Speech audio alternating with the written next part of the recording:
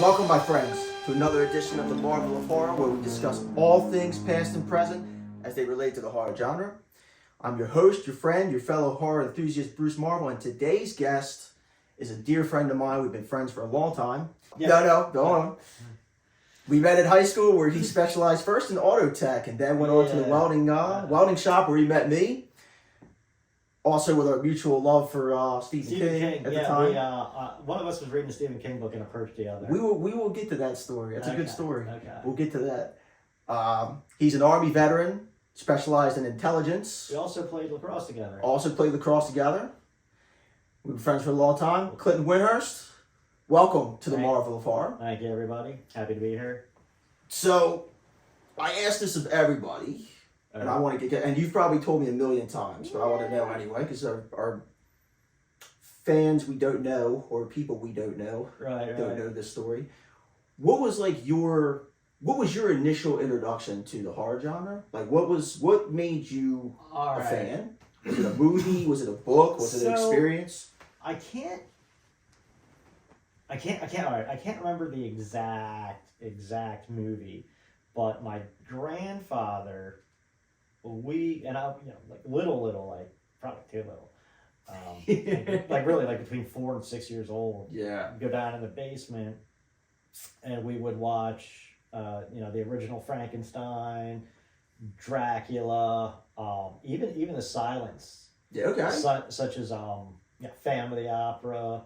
I love the silent version of Jekyll and Hyde. Yes. Because John Barrymore. Yeah, Barrymore just cuts loose and actually looks like he's literally beating the hell out of somebody. That and definitely, like I said, I love all the Dr. Jekyll and Mr. Hydes over the years. But they each have their own. These got their own thing. But I watched it not too long ago and I wasn't as impressed. But when I was a kid, there was a made-for-TV one with Jack Palance. No, I haven't seen that one. That's a good one. Not bad. Michael Caine. See, I feel like I've seen it. Yeah. But I can't remember it, and it's one of those movies. It's one of those movies where I've never. Now that I'm talking about it, maybe I'll go back and try and find it. But I know the one with Jack Palance. But like real quick, going back to the John Barrymore one, I think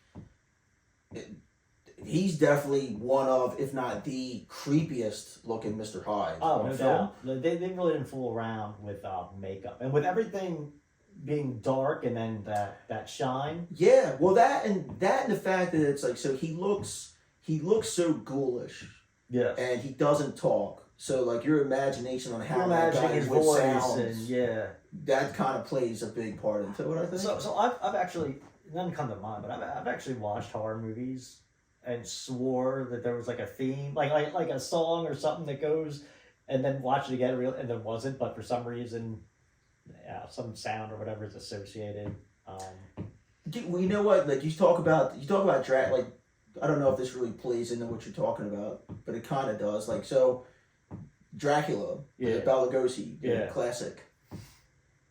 I always wondered why they chose Swan Lake as the opening music. Like now I associate Swan Lake with Dracula, and it's like I don't know why did they pick. I could tell you the creepiest sound like in my brain ever of all time is Renfield in that, and he's like yeah. And I used to like go to sleep sometimes and hear that in my head. Someone was talking about Dwight Frye not that long ago, and I was like, man, here's a guy who probably had. I mean, he's almost in like all the classic Universal movies. He's in quite a bit, yeah, but he's always just like he maybe got one line, he's maybe got this, like he's very like, But when you watch Dracula, I mean, the guy has serious acting chops. He's definitely the best Renfield I've ever seen. Creepiest Renfield I've ever seen. Fritz, right? Yeah. And for those who aren't in the know. In the original Frankenstein movie, the character's name was Fritz and not Igor. That is true. Yeah. That is true. Like I said, we're not the experts, but we know a little bit. Yeah. We know something every once in a while. I'm just throwing out a little bit of knowledge so you guys are aware that I'm not just here. Exactly. No. Please. I'm telling you, like when this finally starts hitting like YouTube, people are gonna be like, I don't even understand why this guy has his own show. You don't know shit. Right, yeah, precisely. Why? No, they are going to say that, but that's fine. I don't care. Why leave your comments? This flannel wearing douchebag? Does the guy owe Bruce money? Yeah, right. Or I mean, does Bruce owe him money? Is that what? Nah, like I said, you know what I mean? The whole point of the show is just like, hey man, we're guys who like this, we talk. Yeah. I don't expect guys to know everything because I don't know everything. Right. And I'm kind of glad, like, there's a lot of horror movies I've never seen, and I'm kind of glad because once you've seen them all, what's the point? So one of my guilty pleasures is the spaghetti western. Yeah. And even that genre has like 500 different. We like to stray off the path a lot here at the Marvel of Horror. Yeah. The like westerns. I mean, there's a lot of really cool. We got to do an episode where we talk about like some horror westerns. The Quick and the Undead is one. No, I don't know if you've seen it or not. I've never even heard of it. It's. I definitely have to watch it now. It's such a guilty pleasure. I mean, well, it's horror and western, so the production value is like. I mean, I think I have more production value if I sold my 6-year-old shoes that I'm wearing.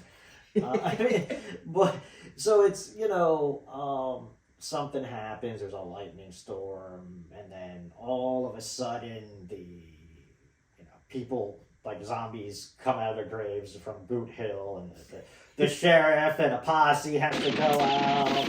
It's this and that. I mean, that's a theme for a lot of them. One of them has a ninja in it. Oh wow!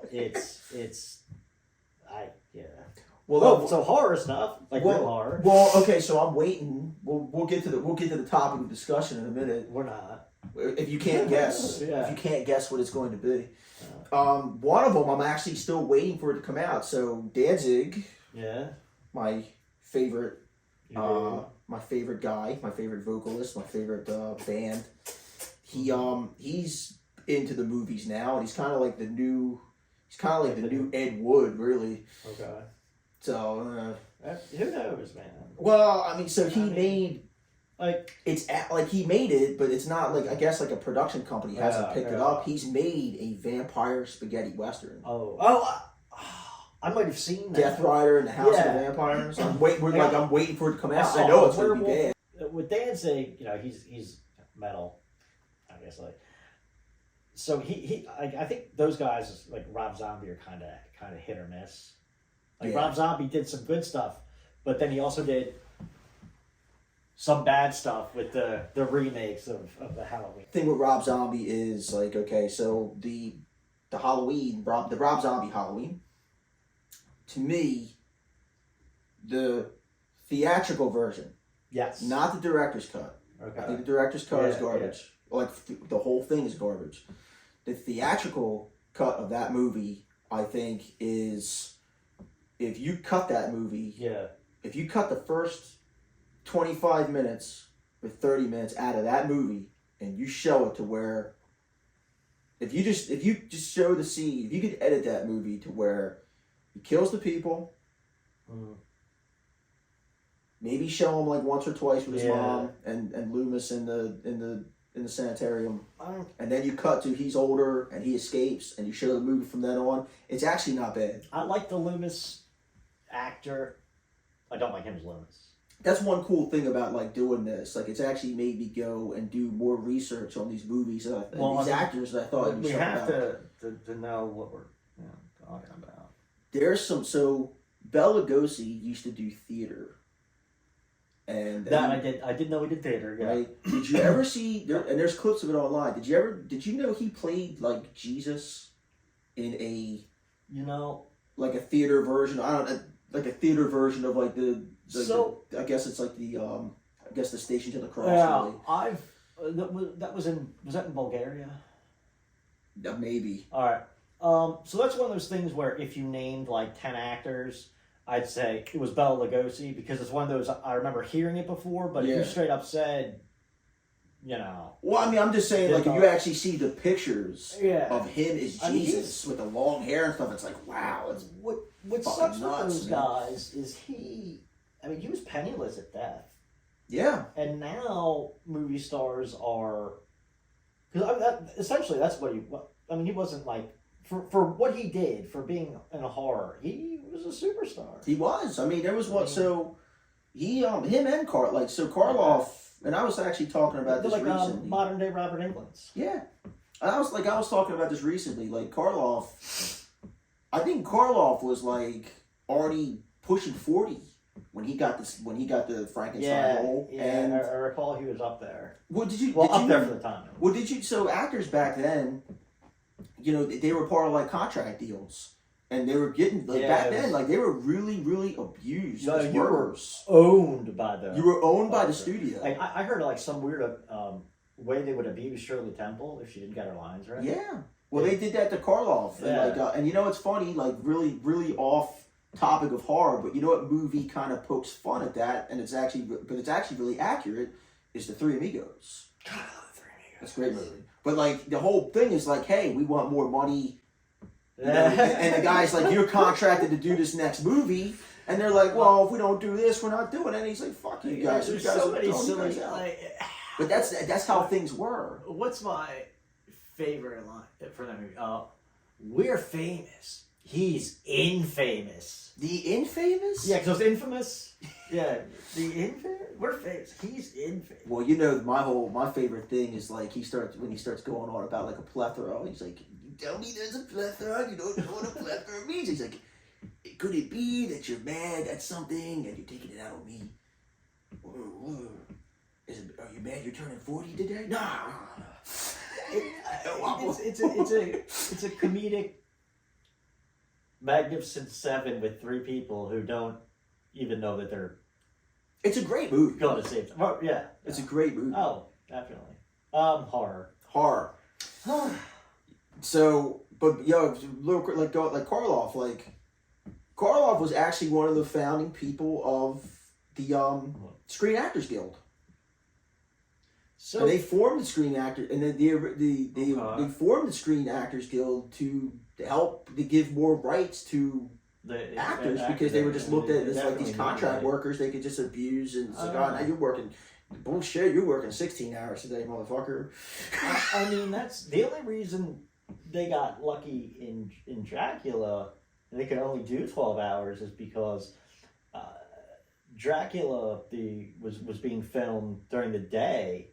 And there was a Spanish version that was being filmed at night at the same time. There was a Spanish version that was being filmed at night, and a lot of fans would argue, rightfully so, it's a very sound argument, that that's the better movie. And it's not strictly because of Bela Lugosi. If they would have, if they would have got Bela Lugosi. It would have been to do his scenes. Right. Bela Lugosi definitely nailed it. If Bela Lugosi would have played the guy Dracula in the Spanish version, that would be the best version of Dracula. But the Spanish version I saw was still like not like vocally dubbed. Have they done that? Or I've never seen it. I've always just seen it in Spanish. Why am I gonna read this when I can just flip over the CD and watch it in English? But no, it wasn't bad. No, it's good. Like I said, I think a lot of people argue it's the better movie because, for one thing, so watching the original Dracula, watching the Bela Lugosi Dracula, like the guy who plays Harker is like very annoying, very over the top. But that was theatrical acting back then. Well, and Mina was kind of annoying too. I thought Harker was annoying. Any iteration, I think he's annoying. But he's slightly. I mean, he was barely British in the Bram Stoker's track. Barely British. He wasn't British at all. Are you kidding? I mean, that was strictly the studio going to Coppola and be like, he's the hottest thing casting. I kept waiting for Bill Preston Esquire. Bill Preston to show up. His so atrocious. I was more waiting for him to be like, we've got to stop Dracula. I am an FBI agent. Oh, Because I think he was still in Utah in Point Break. Yeah, that was way, yeah. Well, that was like 90 or something. Something like that. 92. I mean, yeah. I mean, it's a shame. Do Like, I have a love. fact check. Yeah, fact check us. Fact check us in the comments, please. Right. We're not ashamed to say we don't know. Well, he's not. I am. Well, it is what it is. You know what I mean? Like, I want to do. I'm going to do an episode strictly on Dracula because I haven't talked about the Lee Draculas yet. Oh, okay. So you mean a broad? I would love to do a broad, Mm-hmm. thing about Dracula. Like, I did an episode on Nosferatu, which is really cool. I really like the 79 version of Nosferatu. The 79, that okay. is legit. Well, one of my 3 or 4 favorite vampire movies. One of my things with the 79 version is I can't not see Klaus Kinski when I see the vampire. Like, you know what I mean? And it's not. And it's not because he did a bad job. I think he did the best job with what he could, with what he did, and it's a beautifully shot movie. It's just I can't distinguish. I feel like anytime you're gonna do a Dracula or a Frankenstein, you're gonna do one of these iconic things, like iconic people. You got to go with a no-name person because you're not gonna be able to not see that actor.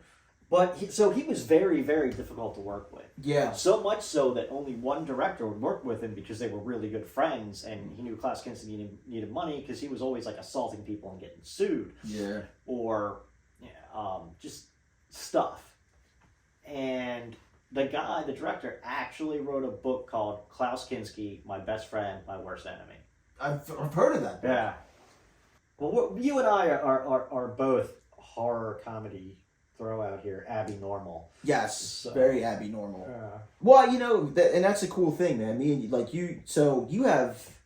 It's always cool talking to you about anything relating to like literature or movies or anything because like you actually just have a very just knowledge of like all that stuff. Like you've read a lot of books, you've seen a lot of movies, you know a lot about the occult. When I get into things, you delve hard into things. I'll see stuff. The movie,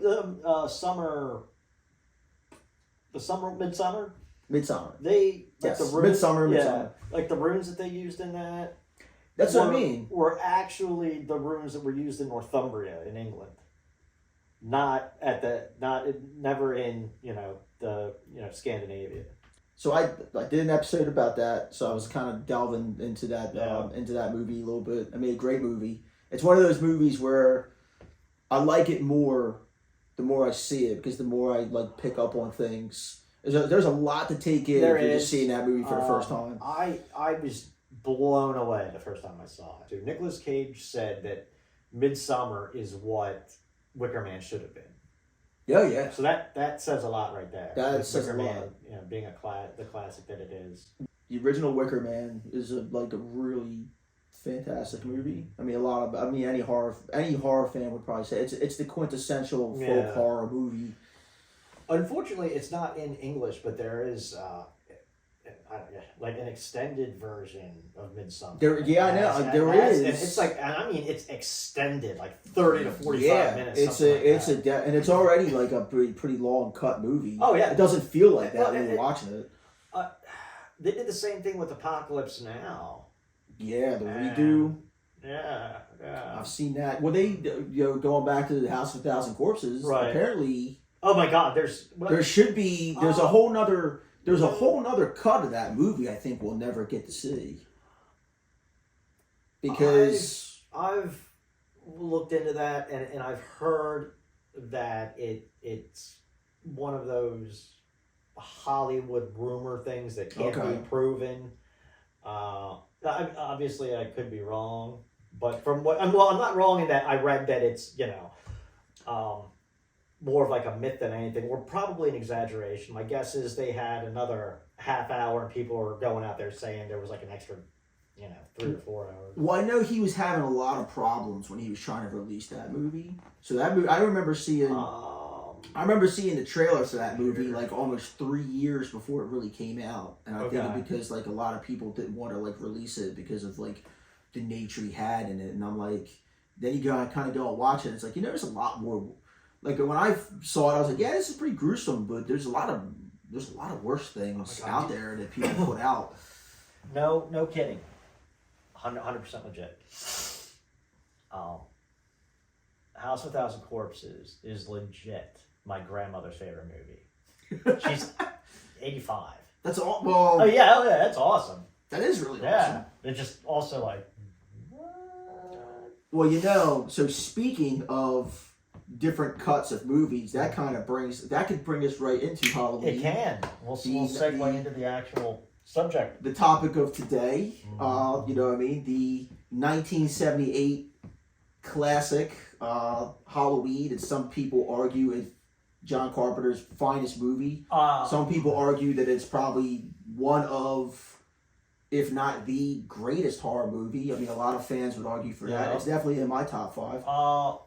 It's in my, it's up there for me. The Exorcist, maybe another movie or two that just isn't coming to mind. But it's definitely, it is the quintessential definement of the slasher film. It is, and it's definitely like over, being a fan of horror, being a fan of the Halloween, being a fan of the Halloween franchise, loving all of its many faults. The franchise, not the movie. Oh my God! Yeah, we'll get into. Yeah. It's definitely one of those movies that, like, no matter who puts out a countdown or puts out a list, it could be like every year when Halloween comes around, or anyone's doing their most shocking moments for Halloween or movies or horror movies, it's always in like the top 5 and or top 10, and it should be, rightfully so. When it comes to slasher movies, anyone in my mind that doesn't put Halloween first, it better be a proto-slasher along the lines of, say, Psycho, because it was the first. So I can understand respect for that position. Yeah, to me, Psycho. TCM's good. Oh yeah, well, okay, so Psycho, I look at Psycho as like what Black Sabbath is to heavy metal. Like obviously Metallica is a way more talented band than Black Sabbath is, but you would not have Metallica if not for Black Sabbath. That's where I made the comparison, and I say that with the utmost respect. Like I love Psycho, and it's like it is the Black Sabbath of slashers. So we're both questioning each other about things to see, to further educate. If the other one doesn't know something, always happy to learn more. Absolutely. And if Bruce says it, 10 to 1 it's gospel. So that's not true, but I appreciate that. 5 to 1 it's gospel. So I want to see if you can tell me. Ooh. Yeah. Pressure's on. 2 things in which Psycho directly relates to Halloween, the franchise. We'll say, not just Halloween. Okay, well, I think if we're doing degrees of separation, obviously Jamie Lee Curtis's mom is in Psycho, the famous scene. Her name escapes me right now. But like the first Scream Queen. The first Scream Queen, yes. The Alfred Hitchcock's famous blonde for that movie. We know he was big into getting blondes for his movie. Yeah. What does the mother have to do? Just her relationship to Jamie Lee. She also was in H2O. Well, yeah. She was in H2O. Yeah. That's right. I think I've blocked out H2O from my mom. I have not blocked. Yeah, mostly, but I have not as much as the Busta Rhymes fiasco.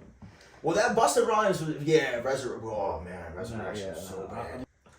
Well, you know what? Her and her mom also was in another John Carpenter film, which I'd love to do one day with The Fog. What's that? The Fog. Fog, yeah.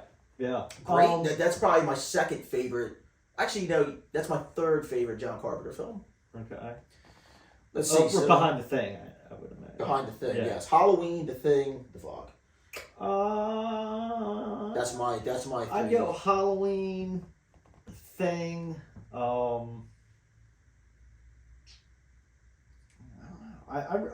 I've always had a soft spot for vampires. I think that the character Valak, the guy that played him, you know who that was, right? Refresh me. Dude, it was the same dude with the ponytail bad guy in Karate Kid 3.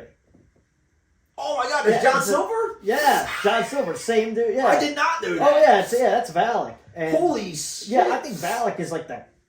Just if I think vampire, I'm thinking Valak, which may be why I'm putting it as my third. We know what I think, like John. So I think his whole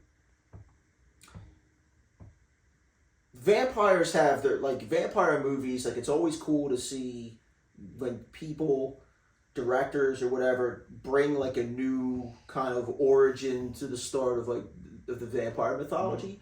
I think John Carpenter's vampires, whether you love it or you hate it, I actually do like that movie. I don't take my man serious as a hard case. Who don't you take seriously as a hard case? Jack Crow. Are you Really? Yeah, like James Woods. I don't take James Woods as like this serious Philly badass. I'm like, what? This fucking guy? He does.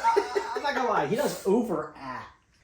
I think the way they introduce him being the first vampire is like really cool. It's Like, a reverse exorcism. I think that's really great writing. I do too. It's fantastic. Now, there's this one scene at the very end where he's got the cross he gets like impaled with the cross and lifted up, and there's like this flames that come out of him, but it looks like it's coming right out of his ass, like he like farted flames. Like seriously, look at it. It's pretty. I'll have to go back. I've never noticed that. Oh my God, it's insane. And I've seen that movie a bunch of times. I have to go back and rewatch it. So James Wood overacted, but Pliskin's an overaction too. Well, Pliskin's an overaction in the case that you could tell he's really like.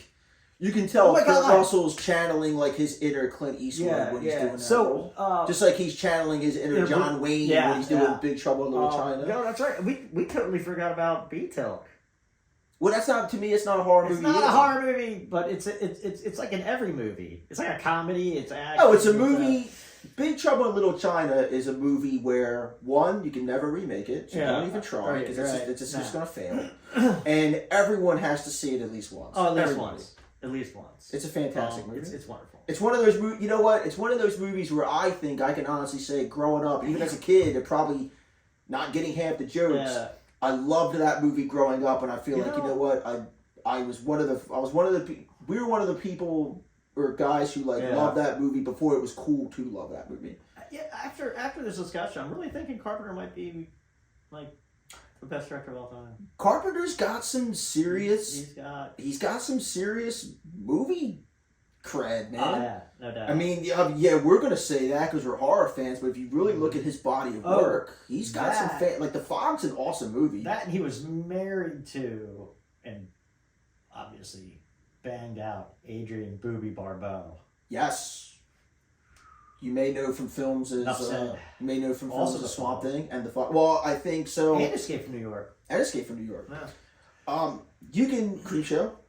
Wait, what? Creepshow. She was in Creepshow. That's right. And I think like if you listen, so Jamie Lee Curtis did an interview where I think when part of the reason why. I mean, she did. So even though he didn't direct Halloween 2, he produced it, and I think she kind of did that. You know, she did that role. She went back and did that movie, and I'm pretty sure Halloween 2 was 1980. Yeah. But Making the Fog... It was 81. It was 80 or 81. But Making the Fog was hard, because I think that's when they were literally, like, going through their... Like, Deborah Hill and John Carpenter were, like, going through their divorce, and he was starting his relationship with Adrienne Barbeau. So it was like, and she kind of summed it up as like, it was like, you know, they were kind of like my parents, and they were going through a divorce. It was tough. Do you know why? I mean, obviously, the original Fog is way better They should Well, I don't change even the talk about that. remake. That remake is the worst You know piece why of shit I've I've ever never seen. really liked The Fog? Well, one, it's a ripoff of a Doctor Who episode. Like, Really? Oh yeah. Secondly, it you remember when you were a kid, and if a teacher wanted to just shut your ass up, they'd put in anything, like any kind of cartoon. Yes. Well, sometimes. I know they had like a day where you Yeah. could tell, like, oh, we're going to do a day of movies. It was like, okay, it was probably like a month of after being fed up with these kids. Well, on Halloween, they did like this weird Garfield as a pirate. Yeah, I remember that. And I think there were like little ghosts in that. So when I saw The Fog, I was like, oh. Well, so People Garfield. well, no. Well, to his credit, I think, and I could be wrong. I've been wrong before. Not the first time. Won't be the last time. I think he like when he's telling the ghost story at the beginning of The Fog, that's loosely based off like an old episode of Doctor Who. Well, Yeah. I was gonna say an yeah. old ghost story. I wish I could remember what that episode's called. It's not The Fog, but it's something close. It's like The Smog or something. Oh God. What came first? Oh. Is that because? Well, The Fog was the 70s, right? Nah, the Fog's got to be. I feel like the Fog was like. Actually, if I recall, The Fog was probably like around like the early '80s too. Yeah, it was the same time as Terror Train. It could have been one of those things. Like I feel like every once in a while, movies, or it happens with music too. There just seems to be a year where like movies talking about the same thing just happen to come out. Like what was the remember like the same year Armageddon came out. Yeah, I mean, yeah. The giant meteor that's going to hit Earth is the same year like Deep Impact came out, which is like kind of what that's about too. Wyatt Earp and Tombstone. Wyatt Earp and Tombstone. Wyatt Earp, Wyatt Earp was just about. It was like halfway done production. And people were like, "Yeah, let's do this movie, Tombstone." And Tombstone is way more entertaining to watch. And it's a shame. It is. Because I feel like Wyatt Earp would have been like if I. Obviously, Wyatt Earp was more historically accurate. I mean, it is astonishingly accurate. Well, going back to going back to Dracula for a second. There's a Dracula movie coming out called The Last Voyage of the Demeter, which is basically just a movie. It looks kind of good, too. It's just a movie. It's by the director who did Autopsy of Jane Doe. Okay, that's good. It's basically just a movie where it's talking about just the voyage part. Yeah, him slurping on... I mean, obviously they're going to take some liberties with the story they always do.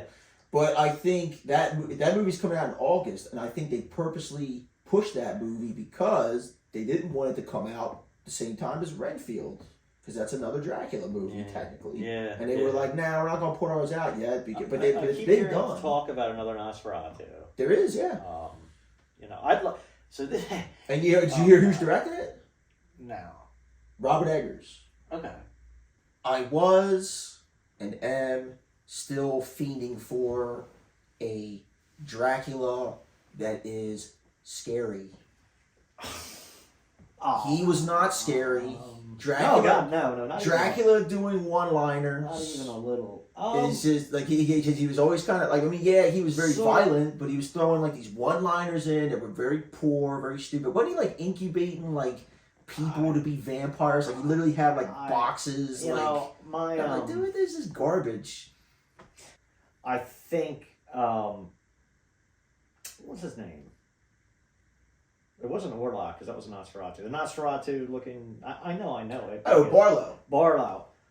I think Barlow was the closest thing to like a scary Dracula, possibly even a vampire. Besides maybe Valak. Yeah, I mean... So, I think...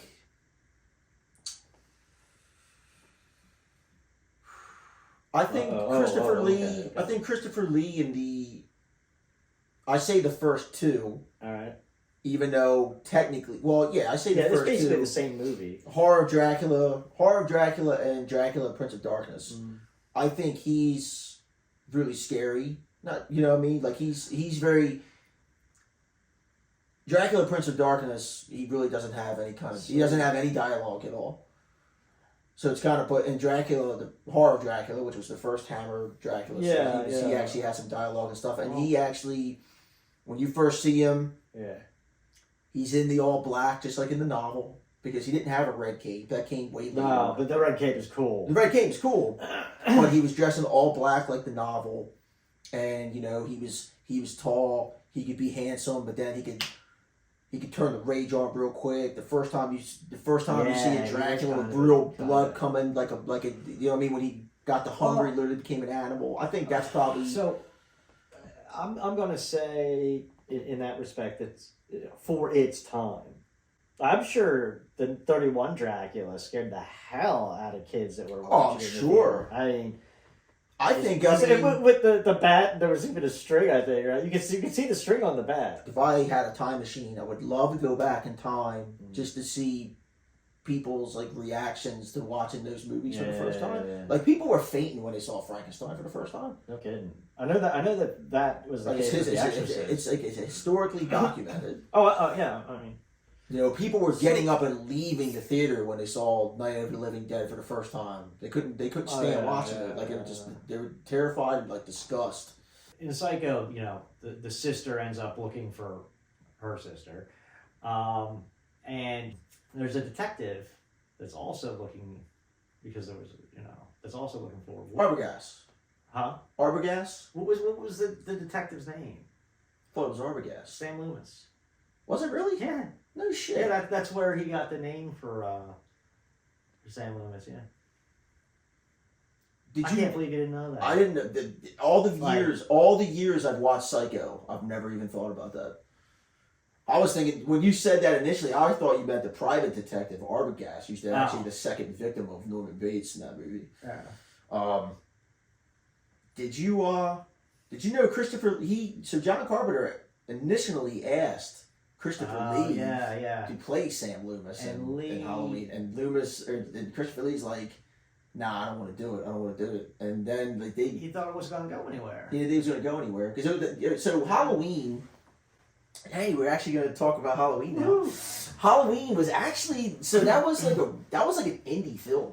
It had, you probably know more about the budget. Like it was like $10,000, $100,000. It didn't have a big budget. I think I'm pretty sure it was originally called like the Babysitter Killings. Yeah. Like it wasn't even going to be called Halloween. A lot of its trace elements. And I am in no way, shape, or form calling Carpenter a fraud or a forger or anything like that. He got a lot of his material, like looking like, you know, just a lot of how the movie was set up as far as feel and suspense from Black Christmas. Oh yeah. He called the director up and was like, "So, what if I was gonna do something similar, but on Halloween? Would that bother you?" And he was like, "I don't care." Well, you know what though? So to me, okay. It's not like Carpenter's definitely taken liberties before. I mean, look at Shatner's face. Well, okay, so a guy, an actor that we love, we both love very fondly, Michael Caine. Said it best. Michael Caine said it best. You can steal, just steal from the best people. Mm-hmm. He said that. You know what I mean? And I think if you're gonna use, I don't even want to say steal. If you want to use the term borrow, yeah. When I watch Halloween and I watch Black Christmas, I mean the only thing I really see Halloween borrowed from is like, I mean obviously the opening shot of the first person view, whatever. But when I watch Halloween, I feel like it's its own. Oh no! It is certainly. I definitely think Carpenter. It wouldn't have the accolades, or to be called the quintessential slasher film if it didn't. Way back when, we were talking about cuts of movies. Yes. You know. Yes. Halloween is one of those things, and me and you've had this talk many times over the years. Halloween is one of those movies where I think the TV cut is better. And I'll tell you why. Oh, no. You know where I'm Okay, going okay. with this. So I know what you're saying by TV cut, but there's technically 3 cuts. I mean, you have to remember the TV cut was made to fill in stuff that they couldn't air. Exactly. But I think, for that's why they're why I put that out there, not you.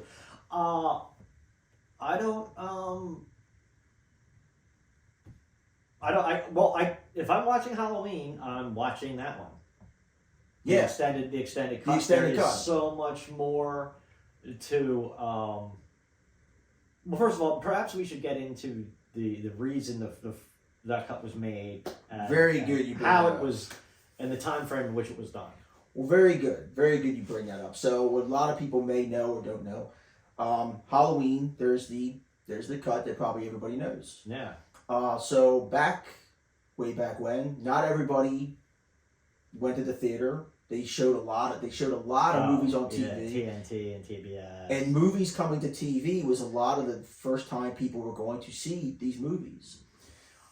So I believe, I could be mistaken, but I believe because the cut of Halloween versus the actual time for advertisement and stuff like that, they basically they needed more time to air it on TV. Yeah, they had to fill cut a time nudity. slot. And they had to cut they had to cut the I nudity think scene. something about the eating the dog. Well, they only reference that. You don't really see that. Okay, all right, yeah. But so basically, they're like, "Hey, we need some more footage to fill in to have at this primetime slot in TV." So that's when they added additional footage. The additional footage is, I think it's you see Loomis actually go in front of the board and and basically tell them like, you can't let this guy you can't let this guy out, and they're like, he's playing with you. He's like playing possum. Right. And then he comes in. You just see this boy sitting by the window. And said, "You got him all fooled, don't you, Michael?" That's not in the theatrical cut. The sister. Yeah. Isn't on there. Well, after he escapes. Yeah. That scene where he escapes and he's like, "Evil is gone from here." Evil is gone. And then they kind of cut to Jamie Lee Curtis. They cut back to, and it's right before you see. So when you watch the theatrical cut, it cuts right to Loomis and the head guy who runs the sanitarium walking out. And he's basically like, "I told everybody. You should have told us with more precautions." They cut right to that. Oh scene yeah. In the all the bureaucracy and whatnot, right? In the TV version, he actually see the room that he stayed in. It's all smashed. He wrote "sister" on the wall, like blood, kind of, but like he's. There's some added material about. There's some extra material of like Jamie Lee Curtis talking to her friend. Like she comes over to borrow the blouse. Yeah. The scene where she's like, "Don't rip my blouse. It's expensive." That's really because don't rip my blouse. It don't belong to me. I borrowed it. I know there was more to Loomis because there's like 3 or 4 distinct scenes. It's not a lot of stuff they add, but just a little bit of stuff in the beginning kind of makes Michael Myers that much more scary. It's during in the duration of the film. To me, I mean, how should I put this? For me, it filled in a lot of gaps. Like if you've seen the film once, maybe it's best to see the film once. So then like the theater version first. So then you're like, okay, I understand that this guy just came out of nowhere, killing people for no reason thing, and then see about the sister and how Loomis was. But I mean, I won't roll without watching the extended Halloween followed by Halloween 2. That's what I mean. Like I prefer even so. But I take out the Halloween. There's an extended cut of Halloween 2. It's like 30 seconds. The guy that remember this dude? He slips. Oh yeah, and cracks his head open. Her love interest. In that movie, right. basically. Which is kind of creepy because she's supposed to be like 17 and he was supposed to be like 25. But so this guy, he wakes up from his half coma and is like, and then she smiles back like, and then it ends. She's like, what was that? I don't get it. Like, I've never, Halloween 2, the original the original cut of the movie is preferable, and like going back to this one, it's Halloween 2 like is fantastic. I mean, a lot of people don't like Halloween 2. I don't understand why. Is fantastic, and I kind of understand why, well, but I like you it. know, can we? I want to go back to the added material. Yeah, go And ahead. I'm sure you know this. It was either you or my brother. My brother is also a huge Halloween aficionado type dude. So the reason they were able to add all that stuff and have it look like everything from the first movie is because around that time they were already filming. They were filming Halloween 2, so they had the sets, the same actors, everything. So they were basically like, all right, we need to add. So in the middle of shooting 2, they had to like okay, we need to add a couple stuff, a couple scenes to fill in some time issues with the airing of Halloween 1. Well, I think that, and they had just about everything. I forget what because I'm pretty sure Jamie Lee Curtis is wearing a wig in Halloween 2. That's why the hair don't match. Because I forget what movie she was filming. She might have been filming Terror Train at the time. I know that those movies came out in the same year. I think she was filming another movie, and that's like a wig. And obviously his mask is like a little bit different. Yeah, I don't. So why did they? Is there any knowledge as to why they used Shatner mask and just painted white? Was it some kind of I forget. So was there a reason for it? Well, I used to know. I kind of feel like I feel like me and you. That's another thing too. There was an actual novel for Halloween. Oh right, yeah. That me and you read. We read that novel. Well, I borrowed it from you. You borrowed. Well, we still read it. I know. Like I said, we read it, and they give a little bit. Their whole intro to why he's the way he is way different. I recommend if you can find a copy of it, please read it. Yeah, the last time I looked, it was going like a beat up copy. It was going for $250. It's hard to get. It's very. I have it somewhere. I have it in my library downstairs. Oh yeah. So was it just like a to Shatner or? No, I honestly think it was one of those things where So when you read the novel, I think he's wearing. The way they describe it in the novel, it's almost like he's still wearing a semi clown mask, or he's wearing one of those clear. Oh, I got clear plastic masks. Remember those back in the day? I thought we were going more along the and I think origin of the mark and the Celtic druid sacrifice. No, I mean they talk about that in the book, but I think the way he's described when he's doing the killings, it's like he's got this goofy makeup and stuff on. I think it's almost like he's wearing a clown mask. Yeah. Or he's wearing one of those masks that was just plastic and weird. I know the type. Like the bad guys in Cobra are wearing. That's kind of what I think of in the description. I think it was just one of those cases where hey, they don't know what they're going for. It's a low budget movie, so they grabbed a Shatner mask and painted it, and it's okay, it works. Go. What's amazing is he just grabs it. I mean, it's not looking for a mask. He just grabs that one. Well, so in Halloween they don't even tell you so you see the scene where Jamie Lee Curtis is pulling over and someone robbed the hardware store. And it's I grabbed some knives, rope, and a Halloween mask. Right, but was it? So it was probably 2. Yeah, it was 2 where they shoot. Don't they shoot a guy because he's wearing a Michael Myers mask? Yeah. And Tramer. Right. And, good call on the name. So it seems like he just went to the store, oh, here's a mask, I'm taking it.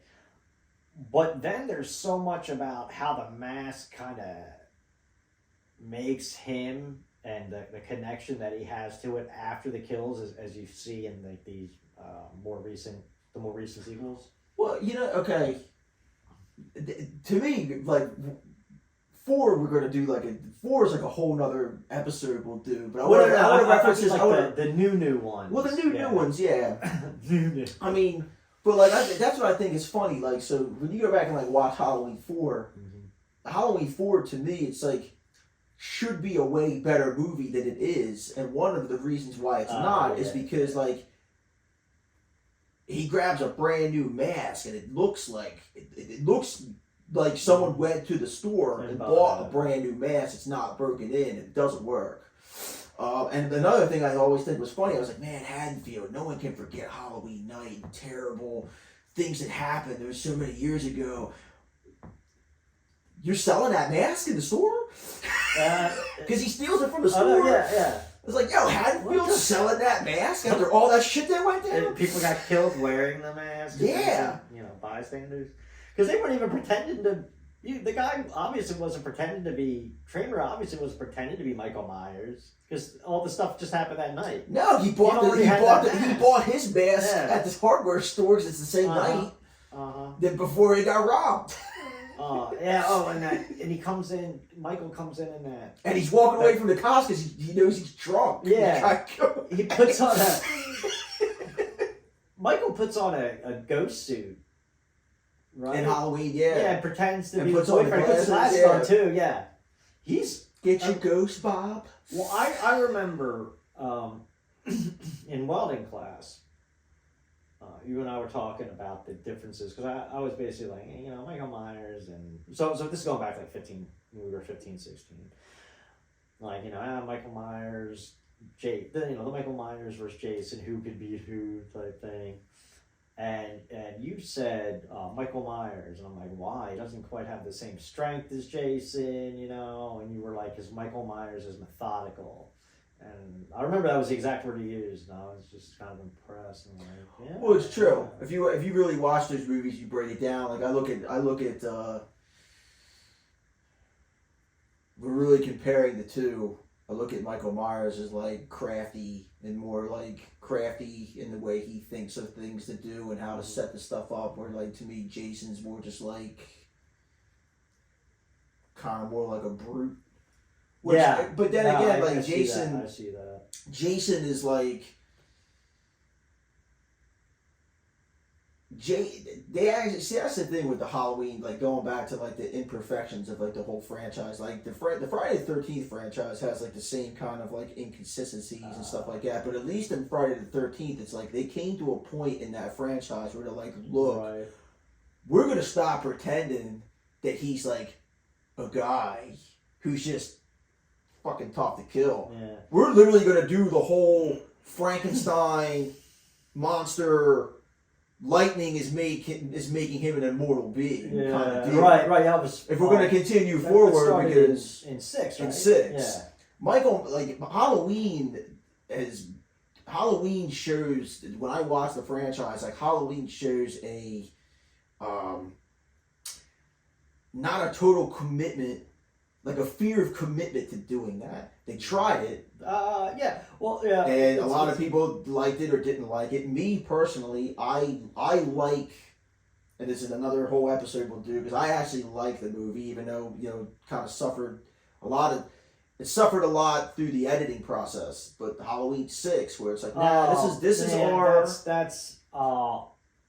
It's a shame, really, but this is our commitment to like we're just gonna stop pretending he's a normal human being because we're not getting away with another 6 movies and him being unstoppable person. I mean, it is a good addition to 4 and 5.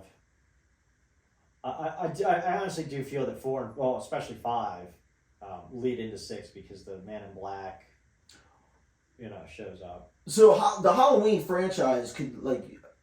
What's popular right now is is multiverse stuff. Like the comic book movies are doing it. A lot of other things are trying to do their own like kind of multiverse kind of shit. Like Halloween has like its own multiverse. Really, it's like Candyland. Like the way you can play, like you can skip and go to the bridge, or you can keep going this way. Yeah. I mean, there's 1 and 2. There's 1 and 2, and then there's this movie that's like its whole other entity in Halloween 3. Yeah. So there's the fork. Now, if you take this road, it semi-follows the events of Halloween 2. Yeah. But Jamie Lee Curtis, Laurie Strode's character, is passed away. Yeah. Danielle Harris's character is adopted by another family. She's the daughter. Yeah, that's such a Jamie Lloyd thing. Yeah, and it goes this way. Yeah, and you have 4, 5, and 6. Mm-hmm. Well, we don't like that idea. So then you have this other fork where it's like, we're going to act like H2O Yeah, like 4, 5, and 6 never happened. is the sequel. We got Curtis back. Yeah, we're going to make, okay, we got Curtis now. We got our headliner. We got this, so we're going to act like H2O, and then Resurrection branches off from H2O. I do like the props they gave to the character of Loomis in H2O in the beginning. Yeah. And that nurse is That in, was cool. Yeah. That nurse is in a Halloween too. bunch of those. Yeah, 1, 2. And then you have Oh. this other fork that's current, where we're going to act like Halloween 2 from 1981 Didn't happen. It was 1, and now We're just going to do Halloween. Halloween Right. kills, Halloween ends. So you just got So- like this, like, okay, you got this complete what? triangle multiverse, tri-passage of... Here's why I think Michael Myers in Halloween 6 is the best. Because he is. Well, I that... mean, there's no disputing it. That was actually a really good movie. It wasn't... And, like, there's actually, I mean, it's basically 2 movies. It's basically They- 2 movies, They yeah. did yeah. it's like I said, that's a movie where it suffers from the editing process because when Donald Pleasance, who plays Sam Loomis, Oh my God, yeah. died during the making of that film, Mhm. and then they had the one initial cut of that movie. It didn't work. Yeah. It's And they had to re-edit it, and he passed away, so they did the best with what they could, and that's the one we got in the theater. The one came out many years later. That's the first of the franchise I saw in the theater. Me too. Me too. Uh, Me and my old friend Jamie Leo. That was so. Part 6 is very actually sentimental to me because I'll never forget when I first saw it. I saw my friend Jamie, and I forget how old I was. But hold on, so my dad didn't want to see it. What, So 6? 6. He was like, I'm not going to see this movie. He was like a dad in Monster Squad. Pretty much. But my dad, so there was these older guys, they must have been like high school guys or college guys, they were going to see it, and he went up and he was like, look, I'll give you guys a couple bucks, man. Can they act like they're going in with you, like your little older brothers or something? They want to see it, they're only like 15. I'm not going to see this. And they're like, yeah, okay. So my dad gave these guys a couple of bucks. And we went in with them. Yeah. Because like I said, you had to be with an adult to see movies. Right. And they were strict about that then. Yeah, they were. Because it was like, what, 96, I think? 95, 96. Yeah. Something like that. Yeah, not 96, because I mark... So, I have this... You saw the Facebook thing. With like... Oh, we're like the celebrate this slasher memory. movies. The Yes. slasher movies. So, I start with Halloween 1 and Halloween 6. If it came out after Halloween 6, it's trash. It's garbage. Because they're all remakes, or if it They came out are. after Halloween 6, it's not legit. The era of the genre just kind of... Well, I think we owe a lot of that to Scream, I think. Fucking Scream. That's what it is. Yeah, it's actually the first slasher movie that came out. It's the first slasher that came out, or the last slasher to come out before Scream in the theaters. Yeah. It is. And yeah, Scream kind of did everything because, you know, I mean, it was geared more towards kids. I thought. Teenagers. And when we say kids, we mean teenagers. Yeah, Because we're we mean- old fucking men now. Yeah, we mean teenagers. These kids. You know, I mean, I did like they did that. What is it called? Like meta something. Something. It was like, okay, so it was like Meta horror. meta horror, like basically breaking dimension. Yeah, Breaking the dimension I of mean, like the typical horror slasher like breakdown. Well, yeah, I mean, it's what popularized, but I wanted a little bit before that was New Nightmare. Which New Nightmare, which I think was is great. I think it's a great movie. I mean, I think it's I go 1-3 New Nightmare all day.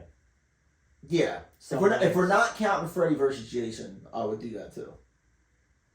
Because I love Freddy versus Jason. I love that movie. Hey man, it is what it is. It is what it is. It's a monster mash movie. It's a monster mash movie. But It's a monster mash. It was also more towards like younger on. There was just too much slapstick and this and that. Well, but you know I what? mean, I didn't expect anything less. To me, that's like okay. That's like I get it. That's like your Godzilla versus King Kong of horror. I want to see some shit like Old Man Logan, where Freddy Krueger is just like destroying Jason, and then Jason's like all but eating his head.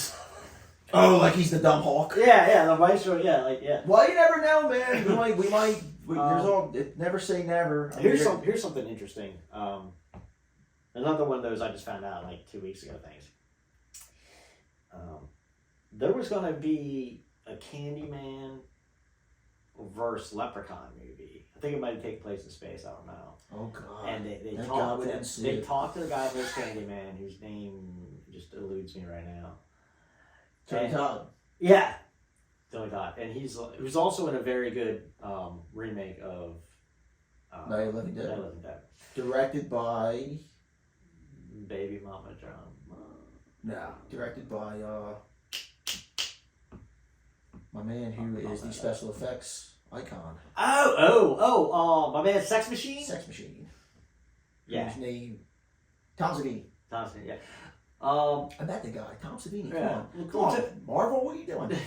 Tony Todd, he was like, and he was really not known for anything but Candyman. So he needed money, and even he was like, he turned it down flat. He was like, no, I'm not disrespecting the movie Candyman by putting it in a Leprechaun movie. I'll be in Jason. I'll be in Jason X instead. Yeah, Jason. That's right. It was Tony. If you want me to be in a space movie, I'll be this random guy in space getting killed by the slasher icon, but I would not be Candyman in Was that space. Tony Thank Todd? God. I thought it was. I thought it was Peter Mensa. I could be wrong. My editing team's going to love me for this episode. I'm like 100% certain that it was Doctore. I thought it was Tony Todd, but I could be completely wrong. You could be.